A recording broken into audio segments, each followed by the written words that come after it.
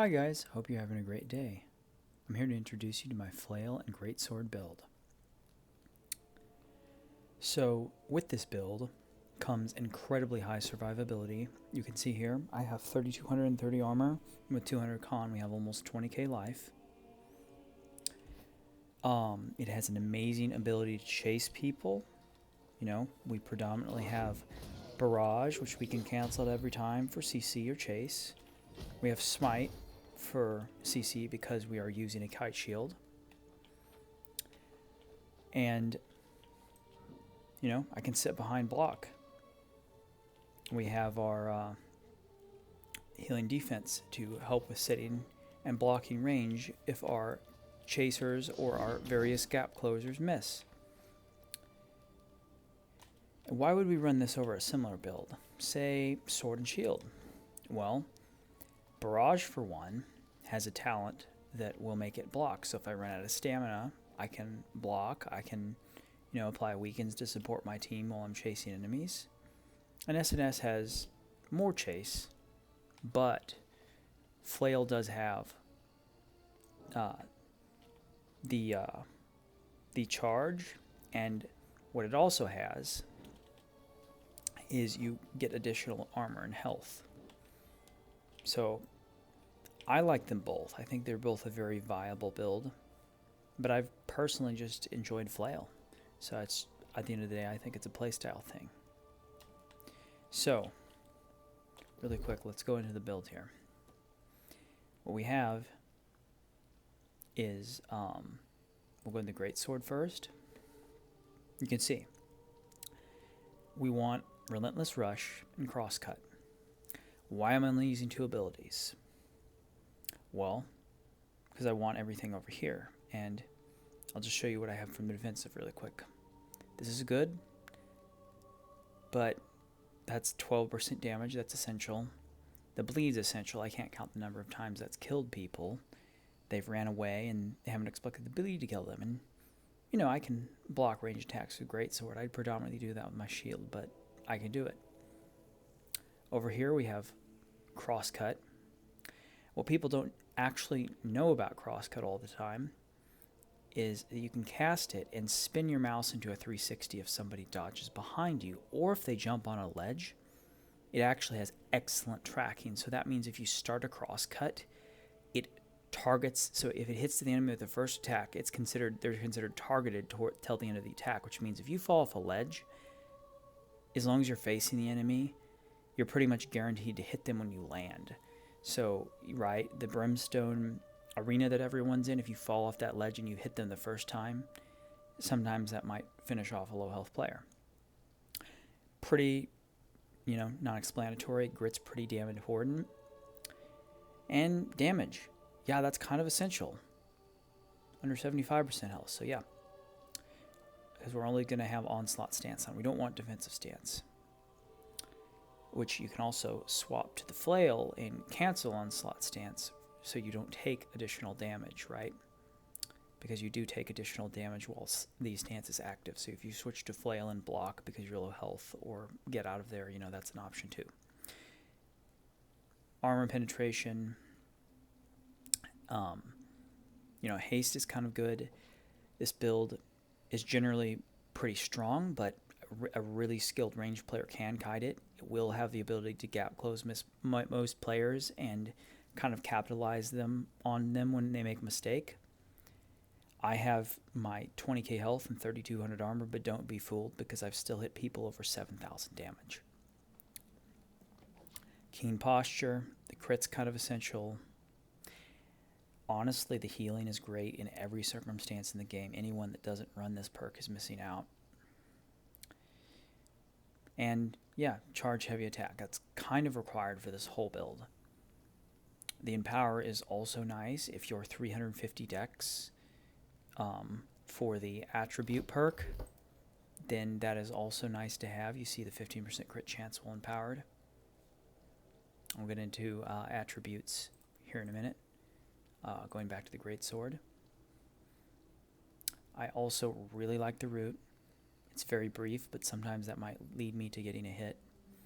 I think it's important with this build to I will always stride for heavy attacks, but knowing when to throw in a light attack, or if they're low health and I'm just finishing them off, it's kind of a matter of judging it, but you don't always need a heavy attack.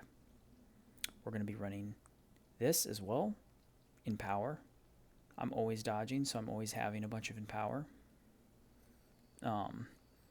Greatsword and Serenity already has a lot of empower on it, which is actually why we're not going to be running Jasper for this build. So that's essentially all the perks, and then the cooldown reduction, and I just showed you defensive. So let's go over to our attributes. I am not actually eating food right now, so we'll just say, see the damage here? Having that bit of dex is very essential to make a 200 con build work properly. Boom. Basically 10% damage right there. Absolutely crucial. Now if we go over and we go look at what do we have for Flail. There's a couple ways that you can play it. I actually don't run the Bis Flail. You want exhausted exploitation and plagued, some sort of either exhausted exploitation and plagued crits, or a lot of people, I think the best one would be plagued crits and smite with like a flame damage one. But if you could get the exploitation on that too, then that would be awesome. So we use smite, and if you go look down here, we have CDR, and then we have a kite shield. The stagger is pretty nice. I can use it kind of to disrupt people in the middle of a clump if my healer's getting focused. So, that is one of the things that Sword and Shield kind of can do. But SNS doesn't have as many area of effect CCs, right? So I can take a big group of people chasing my healer, smack some CCs and weaken on them, and start punishing them. And sometimes, whereas the SNS might CC one enemy, I can go with the Flail and I can stagger a group and I can really help my healer get away. Flailty, always good. I don't use a ton from this. Yeah. I typically don't use this ability, but there wasn't a better option. Again, like, it's one of those things, I will pop it if, say, someone has low health and I have the Flail equipped, because it does hit hard. But I find that the second attack, it tends to get escaped. But I didn't really want anything else, so I just went ahead and took it. We got some more CC on this. Debilitate, extend. So there's some utility depending on who I'm playing with. That's kind of nice. I mean, I just wish it worked with range attacks, but it's always good if I'm facing like a rapier or someone, who does fast melee attacks, but doesn't do a lot of damage. And then haste, because I'm going and trying to chase people. And leader of the pack, little extra damage. I'm predominantly strength, so my Flail does do good damage. Barrage. Just charges, but this, if I hit someone, I get Fortify, which pairs nicely with my build because I already have lots of armor and I run full heavy. If we go down here, it also slows,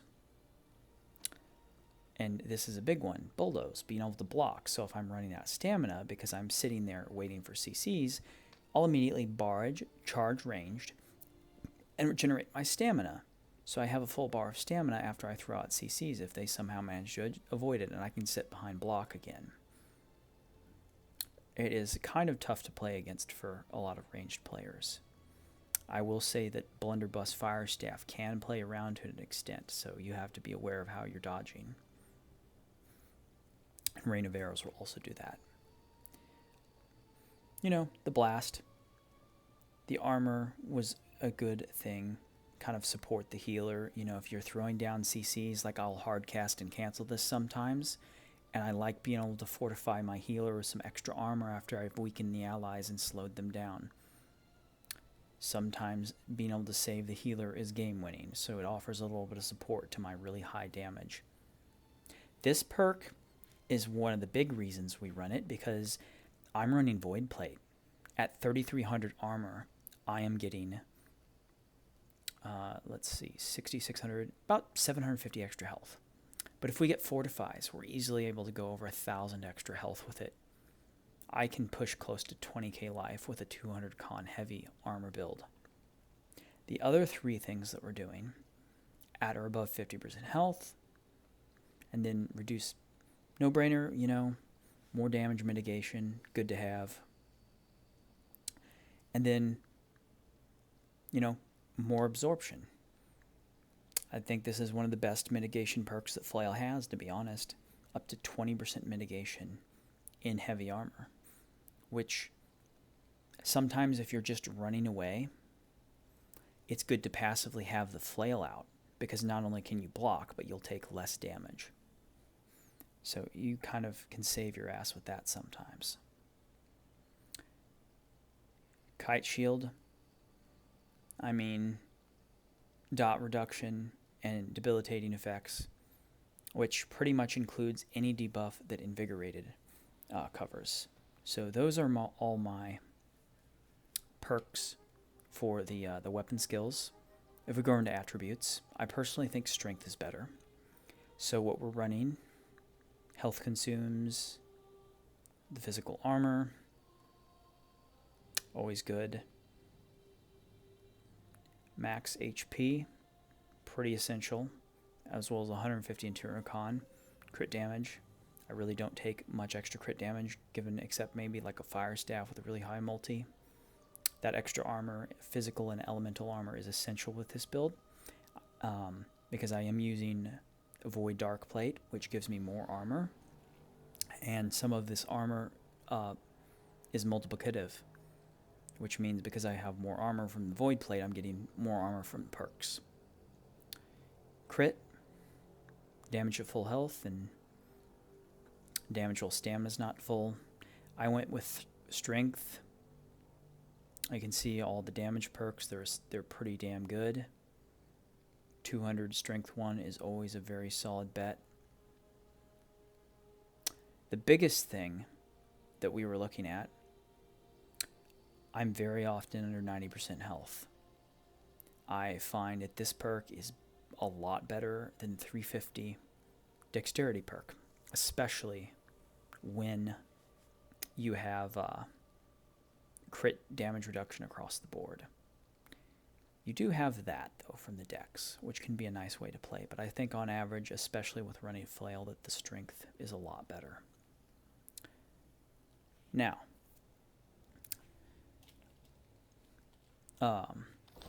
gear-wise, so what we have here is I'm almost fully best in slot. I have a 697 and a 683, and we got two of the Azoth inductors, so we're going to be getting those at 700, exact same stuff. What you want to do is you want to run 5 punishing elemental ward, so you want the punishing opal, which gives you the melee damage and the absorption. You always want elemental absorption in PvP, because it'll maximize your damage reduction, because a lot of physical builds will split into that. I use Enchanted Ward and Health. I can, if I was sitting on points, I would want Grit over Enchanted Ward, but I am going and chasing ranged and killing people. So this Enchanted Ward or Grit Ward depends on playstyle. If you like to sit on points, you'll grab Grit Ward. If you like to kill people, you'll run Enchanted Ward, and you don't go and sit on the point. You chase people, or you're kind of on the edge of the point. I would still run Enchanted Ward in that case. Health, I mean, it's basically the best perk unless you're like a ranger, because they, you know, tend to want to run different perks than health. Invigorated. So this is what a lot of this build relies on. Invigorated weaken, damage reduction, disease, healing reduction, exhaust, stamina regen, and rend. Everyone wants to reduce my armor because they have a hard time killing me. So my counter to that is to go and reduce the duration. But self-healing is also important, so I reduce the disease effects. And that gives me exponentially more survivability and damage just because of that perk. Light armor players would not get as much value as Invigorated and probably still want to do Shirking, especially that it's gone down to 7 seconds. But there is value in other specific perks, like you have one with Elemental Aversion that's hard to get a hold of, but it's just like this perk across the board is just really strong, even if there's a few perks in a few situations that are slightly stronger. Invigorated is what you want to kind of be the jack of all trades. My armor artifact is Void Darkplate. Try to avoid having too much magnify gear because it can make it hard to get your proper stat balances. It comes with the physical aversion, and I'm getting my 20% armor here, which is getting multiplied with all of my perks. Same thing here. I'm doing a mix of strength and constitution gear, depending on what gives me the stats that I want. And yeah, shield-wise, everyone wants healing defense, though it's much better in open world than arena. Healing defense makes it a lot more painful for ranged players to go there, sit there, and try to snipe you. Because if you're waiting for your cooldowns and you're like, I have no CCs or chase and they can just run away, I'm going to sit there and block until my charge or my smite or whatever it is off cooldown. That way you can go chase after them. And I have what I believe is to be Abyss. Right here I have all the CDR and I have my Empower. Alternatively, you could go and you could run the shield Immutable Resolve from Ebonscale, which gives 15 slash thrust and has 5% damage on it. But I don't necessarily care about damage with Flail because we're using this for utility. So it would be a little tankier. But at the same time, you don't have healing defense, right? I'm not trying to increase my damage mitigation. I'm trying to waste time and sit behind a shield while my pot CDs or my ability CDs come off. Serenity. We ran and remember all the Empower perks we already have from talents and stuff. We're just about capped. So I do not want to go run a Jasper and get 4% more in power. The Opal, I think, is separate from the Empower cap, which is why it's so good. And, you could run the Moonstone, but I personally don't want to run a Greatsword 1 ability build because they're really strong. And then I picked a gem slot, slotted it with fire. If you technically want to be Biss, because everyone runs fire resist, pick like nature or frost or something, and you would technically get slightly more damage. Flail-wise, I'm running Exhausted Exploitation. You can still run Plagued Crits or Smite. So it is up to you. But again, it's not as big of a deal because I am only using the Flail for utility. But I probably should switch over to a Plagued Crits Flail. That is technically Biss. As far as gear goes now, you typically want to run this jewelry, excluding artifacts. With this build, you can run Divines, or you can run Fortified Recovery. I like Fortified Recovery because I typically will go and get into a clump of a couple players in arenas, or right on the edge of the clump. And I like how if I get whittled down a little bit, I can go ahead and potion and have a bunch of Fortify ready. I'm always running Flame Protection. I probably need to switch away from Thrust Gems this patch, but I'm running Fire Resistance on everything. It's you want either Fire Resist or opal because of bolt caster. It's getting to be more meta, so I'm not sure I'm going to keep the fire resist around for much longer. But you always want to have flame protection and health on your amulet. Flame protection is essential. The ring. This is one of the most important pieces of the whole build. You need to have invigorated punishment. This is kind of essential unless you're doing outpost rush. There is one that gives you a 2% 1 or 2 minute buff for every player that you kill. It's 2%. It stacks up to 10 times, so it is more damage than this. The conditions for that applying won't work in arena because it's for if you switch rounds, it resets the buff, right?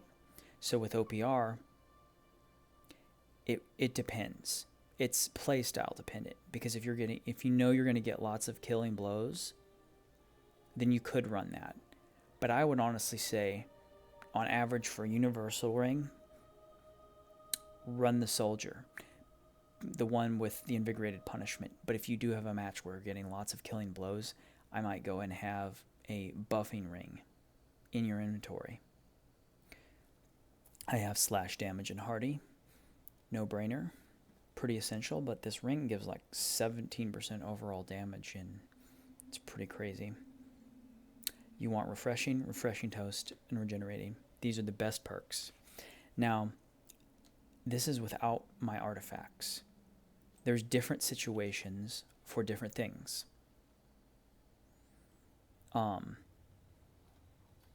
You also want the regeneration serum opposed to potion, but I'm out of those.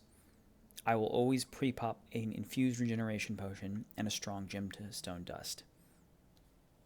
Or, if I wasn't out of it, you pop the 35% gemstone dust before going into PvP. Or you have an oak flesh if it's all melees. So if we go over here, you're going to go and want, depending on the situation, to switch in 2 jewelry pieces based on the situation for this build. I need to upgrade this still, but I'm going to get fire resist on it. Essentially, if you have a healer, right, and you're clump fighting, run Anka. If there's a healer there with you, it is absolutely the best. However, it does penalize your consumables. So if a lot of healing does come from consumables, then I would not run that. I would switch according to the situation. I haven't upgraded this at all, but it's a 10% empower and 20% fortify on potion drink for 8 seconds. So I always pre-pop potions before fights, which would give me further buffs, and I would get my regeneration on this. But all consumables across the board are 33% stronger. That is best in slot for almost every other situation other than clump fighting or being grouped with a really strong heal in this build. It will make you very, very tanky and very, very hard to kill. So, without further ado, let's get into some PvP really quick, and I can show you how you play this.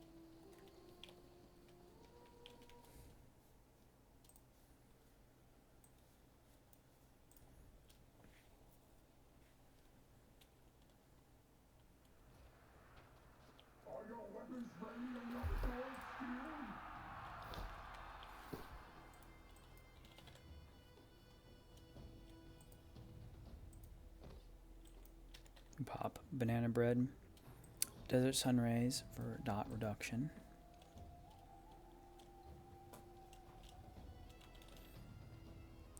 And then a powerful honing stone.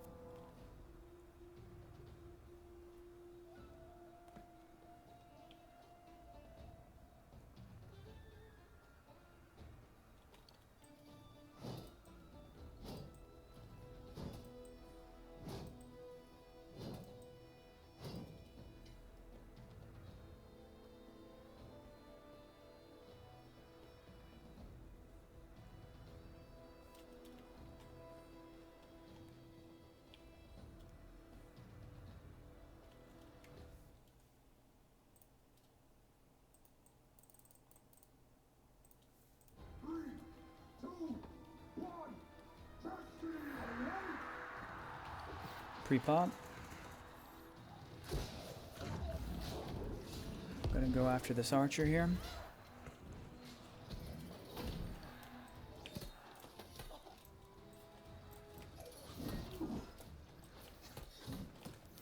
Grit through it with Greatsword.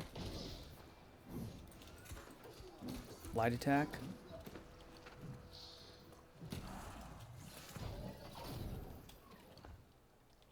Chase.